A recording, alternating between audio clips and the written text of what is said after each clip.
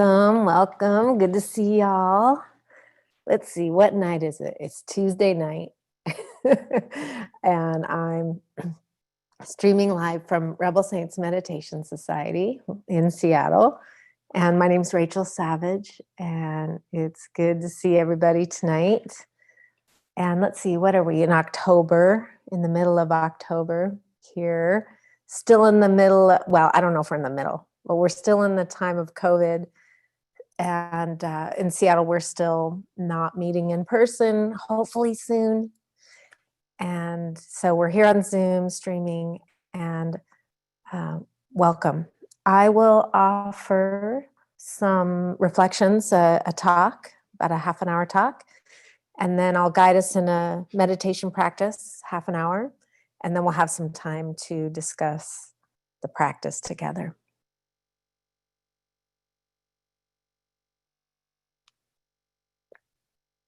So tonight, forgiveness.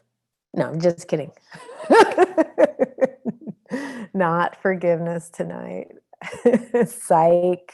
Everyone used to do that. No, not forgiveness tonight. Tonight, I will do the final installment of the 7 factors of awakening that I've been going through over, can you believe it's been 7 weeks? And don't worry if you missed any, it's okay. They are also self-contained.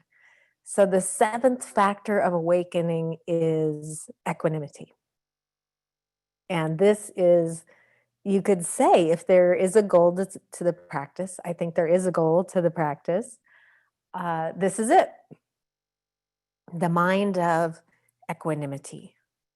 So what the hell does it mean? How do we do it? How do we see it? And how do we do it? How do we make equanimity arise? So that is the subject for tonight. And I think it's important to focus on these 7 factors of awakening, know what they are. And I've been using Joseph Goldstein's commentary on the Satipatthana, which is the 4 foundations of mindfulness, the teachings, the sutta of the 4 foundations of mindfulness. Sutta means a teaching of the Buddha. And Joseph Goldstein has gone through and done an extensive commentary on that practice. And the 7 factors of awakening are in the 4th foundation of mindfulness. So these are things that we can experience. And he, through all the hindrances, and the hindrances are the things that keep us from an inner peace and clearly seeing. And the 7 factors of awakening are these qualities of an awakened mind, of a liberated mind, a mind that is free from suffering.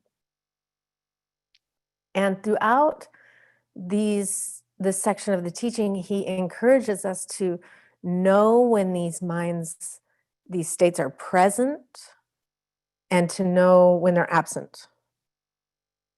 You could switch it around and know when they're absent and know when they're present. And so in this way, we can be practicing all the time with mindfulness, present time, non-judgmental, investigative, kind awareness to see, are these factors present? Is equanimity, for instance, present? And is it absent? So tonight I'll talk about kind of 3 easy steps to equanimity. Well, I don't know if they're easy. They are simple, though. They are simple, but not necessarily easy. But just because something is not easy doesn't mean we can't do it. So equanimity. This is a mind, an attitude, a way of responding wisely to life.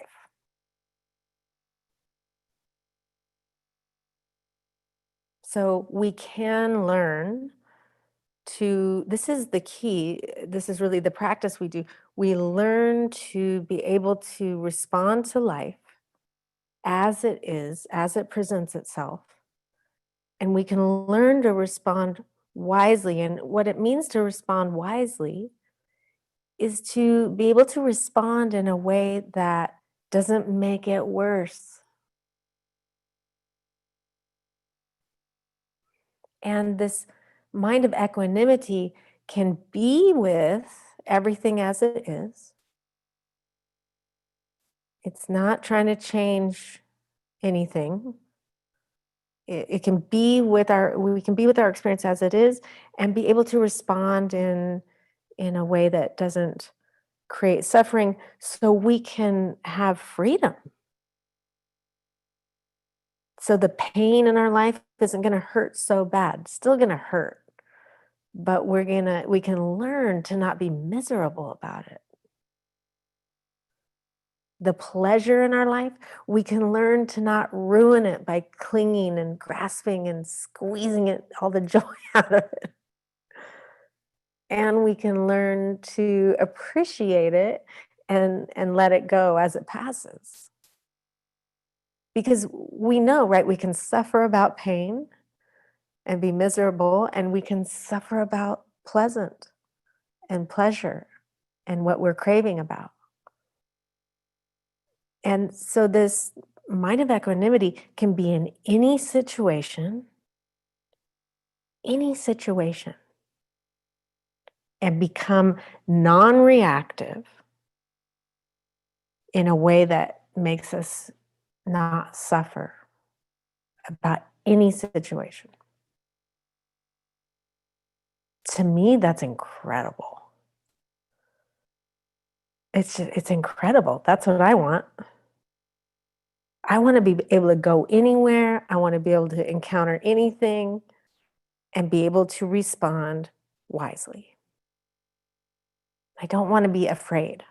I mean, of course, fear is going to come and go, but I don't want my fear of not being able to respond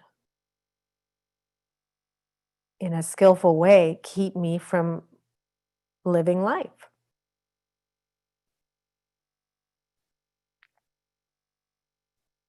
So first, we see how the first step to equanimity, as I see it very simply, is to see when it's not present and see when we are just reacting to life.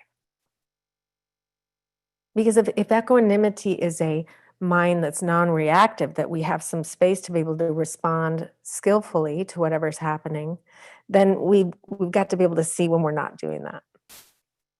And that happens for a lot of people when they start meditating.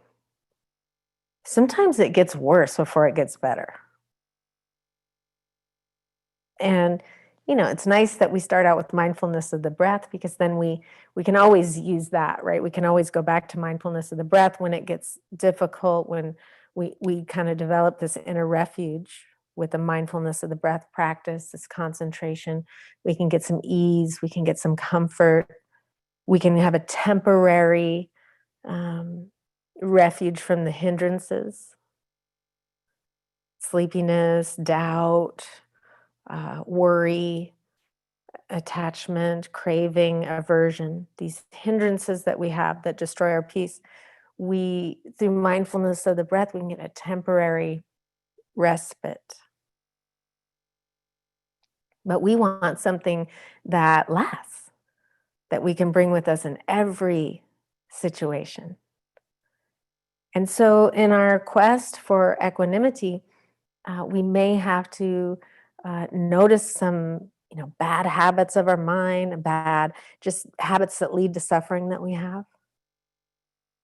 And we kind of see like, oh, this is what's happening in my mind. It doesn't always is so pleasant. So we start to see the unskillful response. We start to see how reactivity is causing problems for us in our life. And, this is actually I think this is a helpful place to be. When we see how reactive our mind is, I know for me, this gives me a wish to want to practice. I don't want to be so reactive. I don't want to constantly be pulled by my craving and pushed by my aversion. I want freedom. I want the choice to be able to respond in a way that doesn't make me suffer. But first I have to see how I'm not responding wisely. So that's the first step. Then we start to contemplate or think about, well, what would it be? What is the wise response? And sometimes when we hear what the wise response is, we might think, I don't want to do that. I don't know, that doesn't seem like a good idea. Many of the teachings of the Buddha are counterintuitive. So the wise response to everything, it's said in the teachings, the wise response, always a wise response, is friendliness, is acceptance, is loving kindness, metta. So equanimity has this quality of metta, open, receptive, friendly. So that's a great place to start. Metta. Then when we have pain, compassion, caring about it is the wise response to pain. And that one is so counterintuitive. Naturally, we just, we don't like pain. We want to push it away. It's unpleasant. Compassion is said to be, caring about our pain is said to be the way to not suffer about pain. Pleasure, what feels good, what we crave, what we're attached to, what we experience as pleasant. Normally we crave and grasp and cling. The wise response to what we like and what we want more of and what we want to keep is appreciation, non-attached appreciation. And this mind of equanimity has all three of those qualities. It has metta, loving kindness. It's able to respond to pain with compassion. It's able to respond to pleasure with non-attached appreciation. It's a flexible, open, encompassing mind that knows how to respond to whatever's happening, all those waves of experience that we have, in a skillful way.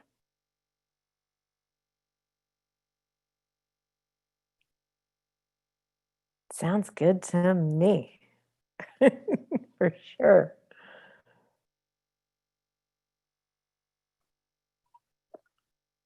So what happens in our life? What's life like? Life is challenging, isn't it? Life is difficult, can be. I know, who had a challenging day today? Anybody have any moments that were challenging? So why? Why is life difficult, challenging, hard to bear? That's one of the definitions of dukkha. What's hard to bear? And so the Buddha taught that he taught something called the 8 worldly winds, called the vicissitudes of life. These are 8 things or sets of 4, each have 2, that all of us face. So I'm going to go through the list briefly, and you can just reflect. Did you experience any of these vicissitudes today? Did you experience any of these wins happening today or this week or recently? So the first set in the 8 is gain or praise and blame. So there's these things that some of this stuff feels good and some of it feels awful. And depending on where we're coming from, some of us love praise, we eat it up, we just want more. We're like so into it. It feels so good. We love it. And some of us, when we get praise, are just like, oh, no, unpleasant, don't like it, painful. But either way, can you avoid praise? I know some of us have really tried to be. And then blame. This one is challenging for me. Can we avoid being blamed? Trust me, I try. I was an only child. If anyone was getting blamed when I was growing up, it was me, and I didn't like it. I didn't have any other siblings to like pass the blame off on. And again, just reflecting on your relationship with blame too. Are you used to being blamed? Does it kind of feel comfortable? Does it feel familiar and then it kind of feels good? Or do we have aversion for it? Or feelings really hurt? Is it hard to bear when we get blamed? And this is where we check and see, is this happening in my life? And it's going to happen to all of us. That's the delusion when we think, oh, I can live my whole life and never get blamed for anything if I just act, like a good Buddhist. Or if I'm a good person, then no one's ever going to blame me for anything. Hasn't been my experience.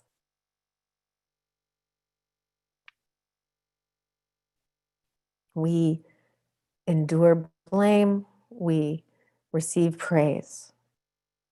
It just happens. So part of that first step of checking in to see where we might be reactive, where equanimity might be absent. When we go through this list of the vicissitudes, you can see like, ooh, what makes me really reactive? And where am I just kind of, I have some equanimity. It doesn't get under my skin. I can just kind of be cool with it. Is it when you're blamed? Is it when you're praised? And when it is difficult, when we get some practice with equanimity, if it hurts to be blamed, which it does in my experience, I experience pain when I'm blamed. If I make a mistake, it's just super unpleasant. Tuning into that and seeing, oh, I'm suffering about this, being blamed. It's so unpleasant. And through my practice, I can see, oh, okay, I'm in pain. Compassion is required here. I can meet this with compassion. And through our practice, we'll be able to apply the wise response more and more and more as we train. That's the third step, is to train in this flexible mind of equanimity. So praise and blame, gain and loss. So how's it feel to gain, to get, to acquire? We get the new thing. We get the new job. We get the whatever we get, we gain.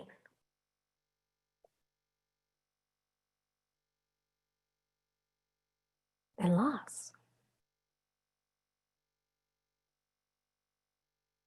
So much loss right now for people.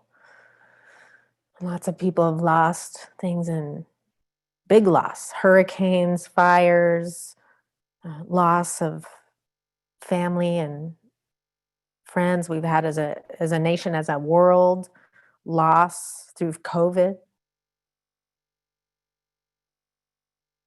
And loss because we live in a changing reality where everything comes and goes.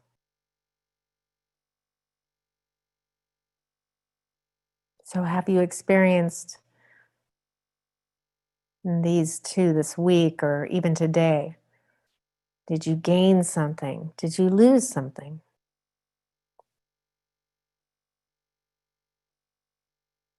And what is your relationship to that happening?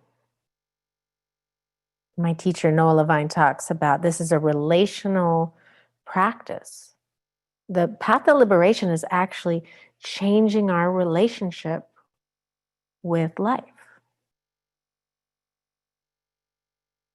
So, what is our relationship with gain and loss? Some of you guys know I just recently moved, and my new apartment doesn't fit what my old apartment fit. And I had some loss. I had to get rid of some things that I really liked. I had to, it's like, I didn't realize how attached I was. So I had to get rid of some stuff. There was some clinging. There was some grasping. There was some pain when I had to lose. And it's all on loan anyway, right? I was surprised. So I really get to see, equanimity is not present here. The pain of grasping, the pain of clinging. Okay, I know what to do. Now, I don't always do it right away. sometimes, sometimes I still have to suffer before I realize, I don't have to. I don't have to suffer about loss, but I can feel the pain of it. It hurts. Gain and loss. So what do we got? Praise and blame, gain and loss. Oh, fame and disrepute. So that's fame kind of reminds me of praise a little bit, but it's basically your reputation, right? How's your reputation? And how are you when people are talking shit or gossiping about you? Or how is the social media going? How much suffering do we do over social media? Some of you guys are really wise and not on the social media at all. I wish that was the case for me. I think this comes up a lot with social media, the fame and disrepute. How do we do? How much do we suffer when we think people don't see us or notice us, and if our reputation is sullied? So again, whatever it is, if we're attached, non-attached appreciation, let go. Appreciate when we have pleasant. When it's unpleasant and it hurts, compassion. The last one is pain and pleasure. Again, no matter what we do, we will experience pain, physical pain in the body, and we will experience pleasant sensations in the body. And I know this happened today for all of us. If we were paying attention, we had some discomfort in the body. Yeah, something that didn't feel pleasant, that didn't feel good. Some of us have a lot of discomfort. Some of us just have a little. And when we pay attention, so many pleasant sensations in our body. Often we don't pay attention to the pleasant ones as much because we think, well, this is the way it should always be. So with our mindfulness practice, we start to check it out. What's going on? And we start to see, oh, yeah, these winds of pleasure and pain, they're just rolling through. And sometimes they're light breezes, and sometimes they're super strong. And I think these vicissitudes, they point to the fact that this is not also personal, this human experience that we're having. That every one of us in this human condition face these. It's not just you. It's not just me. And I think one of the beautiful things about it, knowing that, is that it can bring us closer together.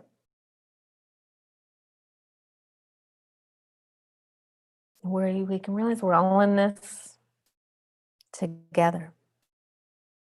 So how do we train? How do we develop this wise response, this flexible mind that just can roll with whatever's happening and attend to what's happening with the wise response?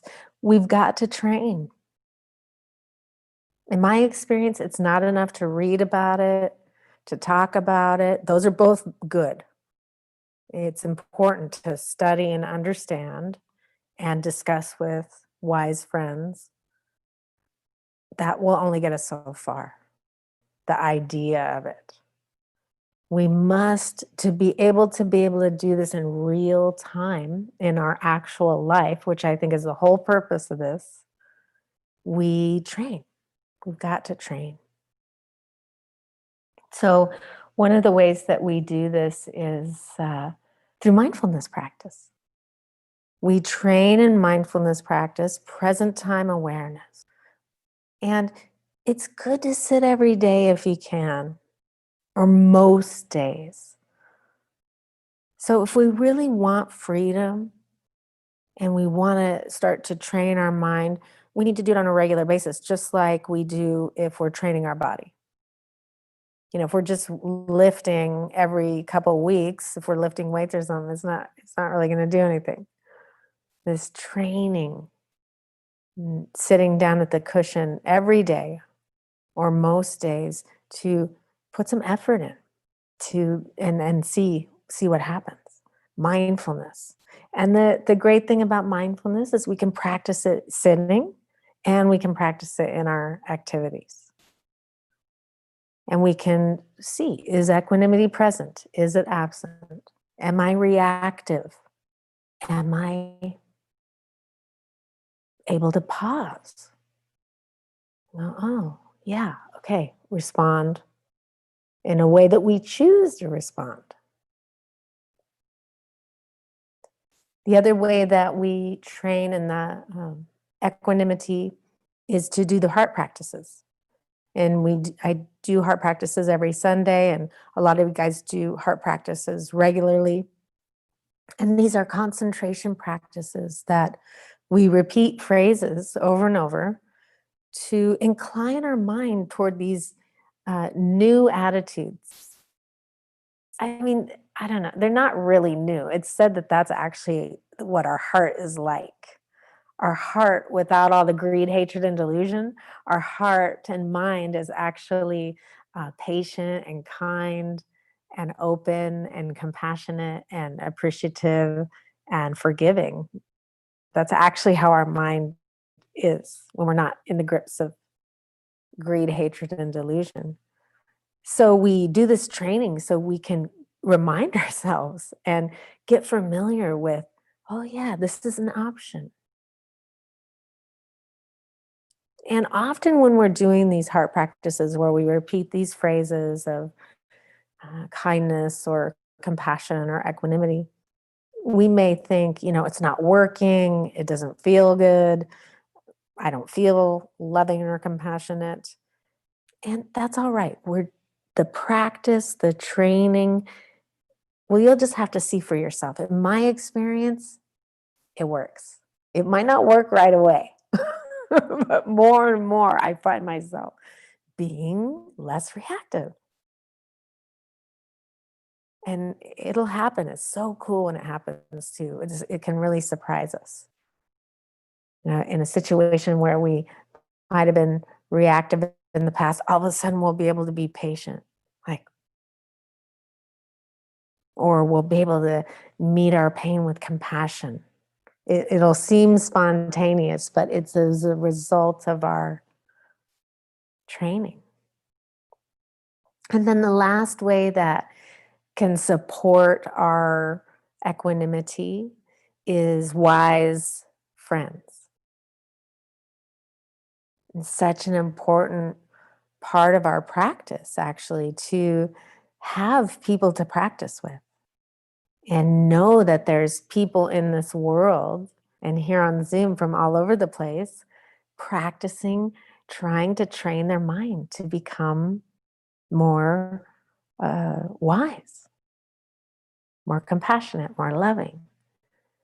And this is where discussing the practice, I was just, I'm taking a 10-week course, doing some deep study of mindfulness with a group, and they're from all around the world, studying the Satipatthana and mindfulness, and so cool.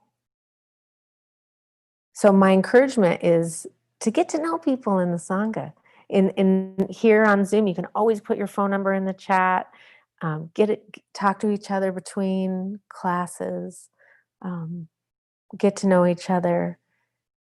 It's an important part of the practice so we can feel supported.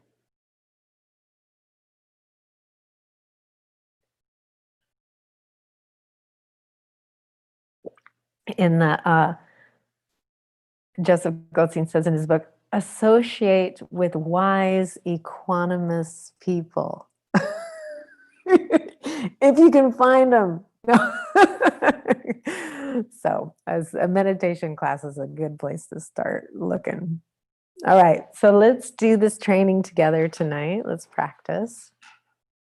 And I'll lead you through the practice. So go ahead and find your meditation posture.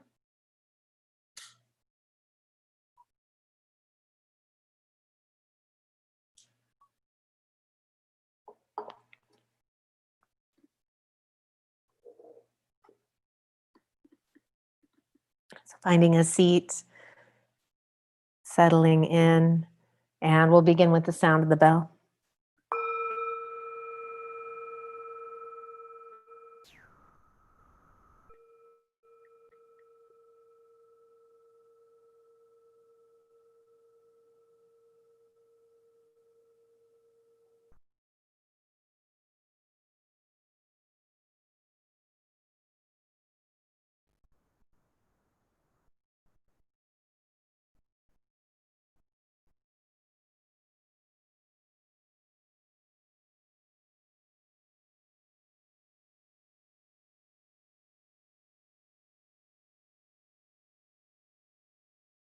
And sitting upright with your spine upright, mainly to stay alert.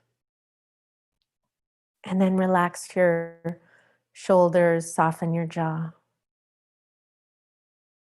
Rest your hands in your lap or on your legs. And gently close your eyes.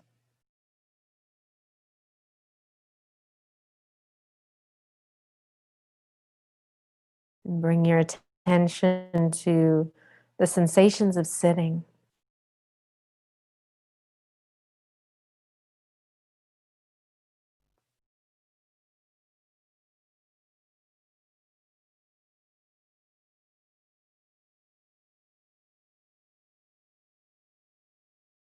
And tonight we'll practice with both methods of generating or setting the stage for equanimity. And the first part of our practice, the first half, will practice mindfulness. And the second half will practice equanimity as a heart practice by repeating phrases.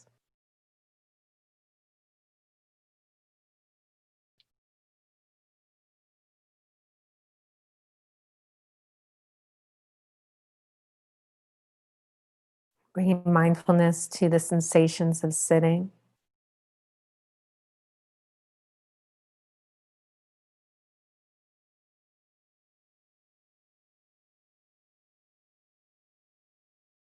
Notice the pressure, the temperature.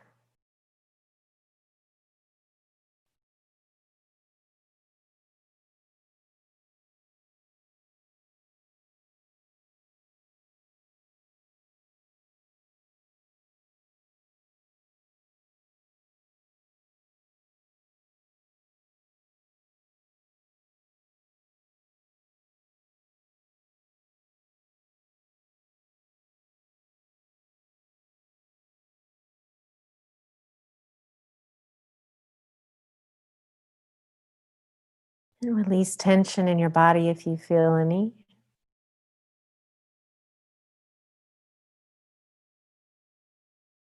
And bring your attention to your body breathing.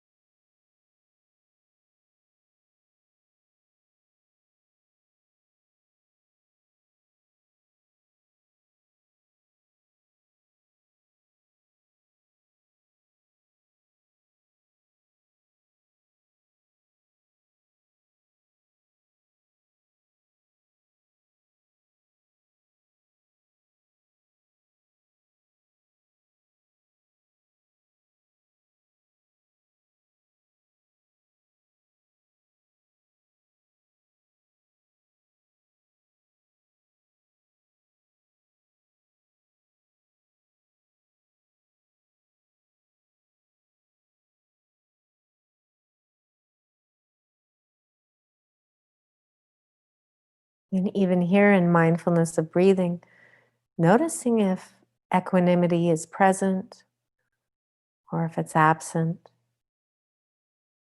Can you sit with an open, non reactive attitude?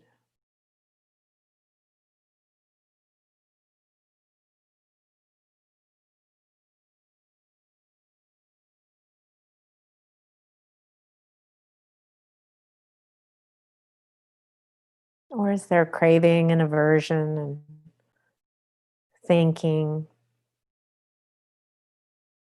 remembering, planning, and not judging either way, just noticing?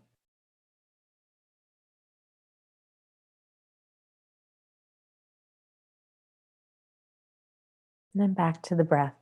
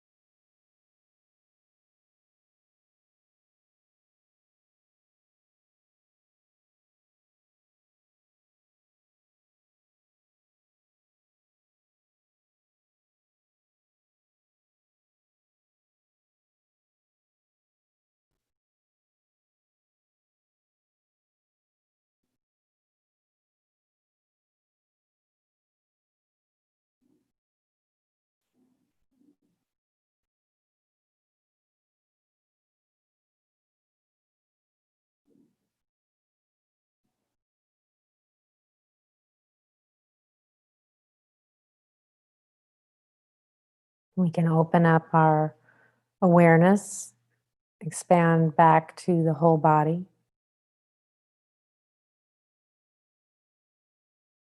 and notice what you experience as pleasant, unpleasant, or neutral. You're noticing the feeling tone of your experience.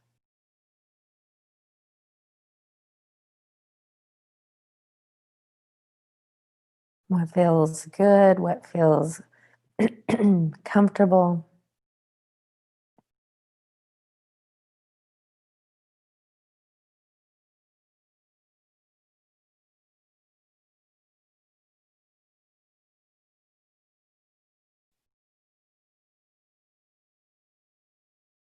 What's uncomfortable, what's challenging, irritating,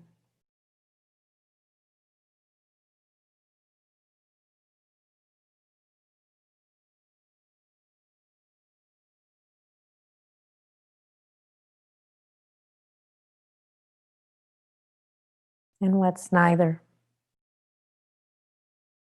And here just sitting with what is.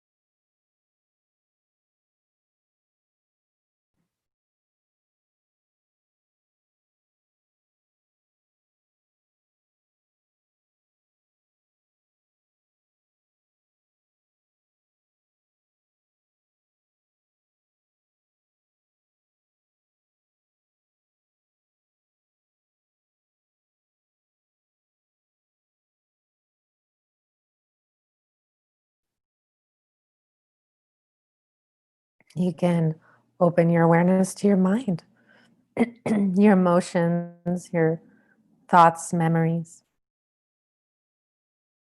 Notice what's pleasant here, unpleasant, or neutral.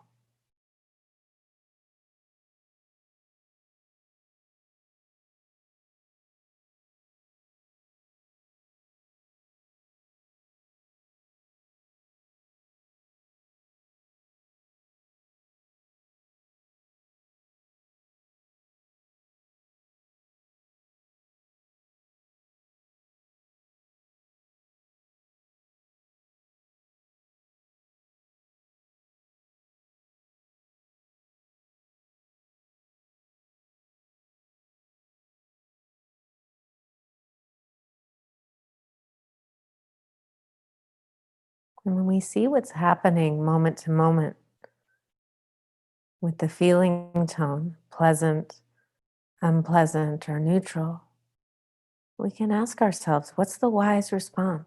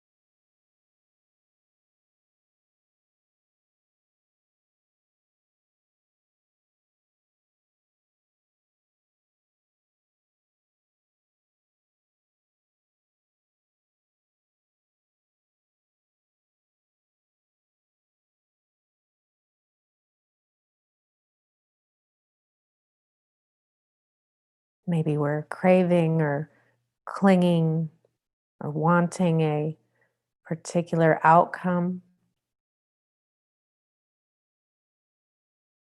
We can just ask ourselves, what's the wise response?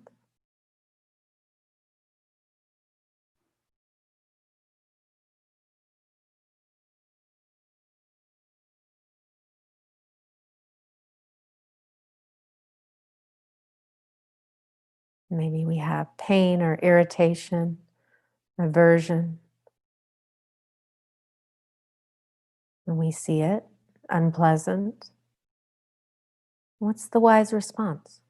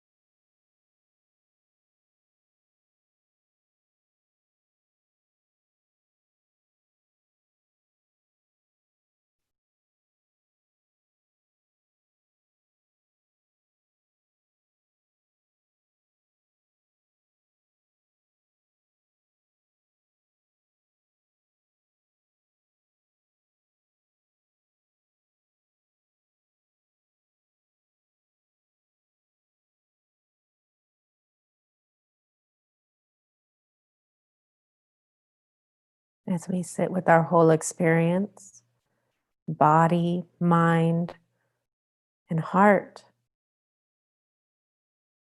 sitting in the middle of our experience, whether it's pleasant, unpleasant, or neutral. Whatever's happening, we can begin to repeat some phrases that encourage the wise response. The first phrase is, I see you. Being mindful and willing to see what's actually happening. I see you.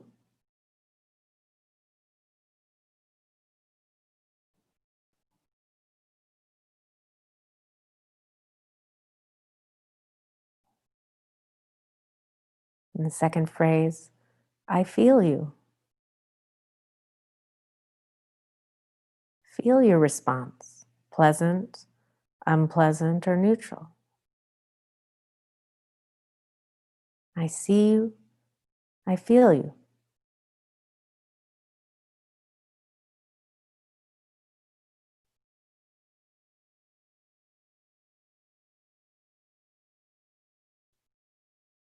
Now, if it's an unpleasant thought or sensation or emotion, you can meet it with the phrase, I care about you.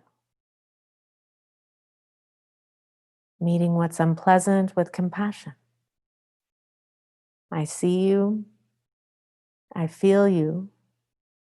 I care about you.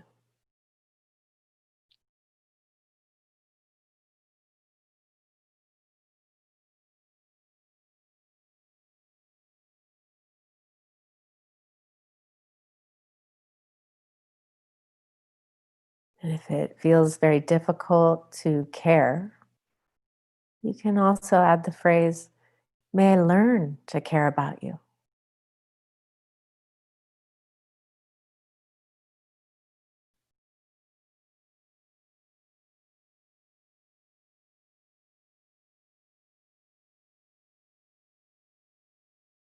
And if you have a thought, emotion, or sensation that's pleasant, feels good, repeating the phrases, I see you, I feel you, I appreciate you.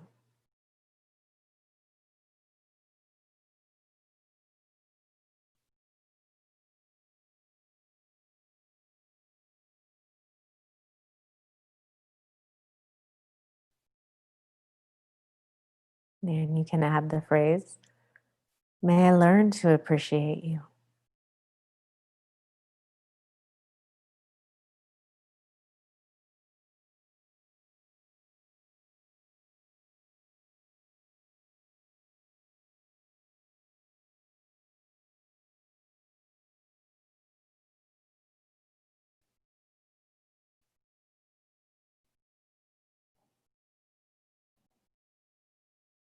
Continuing like this, whatever's happening. I see you. I feel you. If it hurts, I care about you. If it's pleasant, I appreciate you.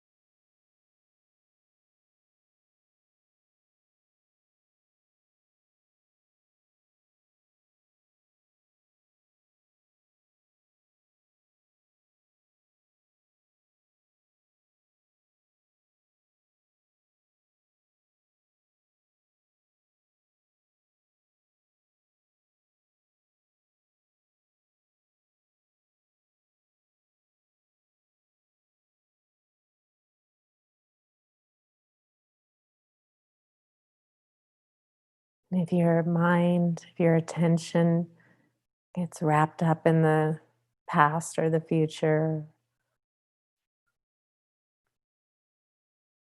not a problem.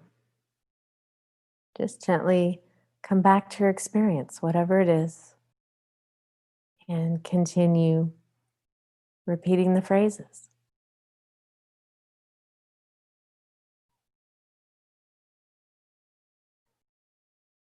I see you. I feel you.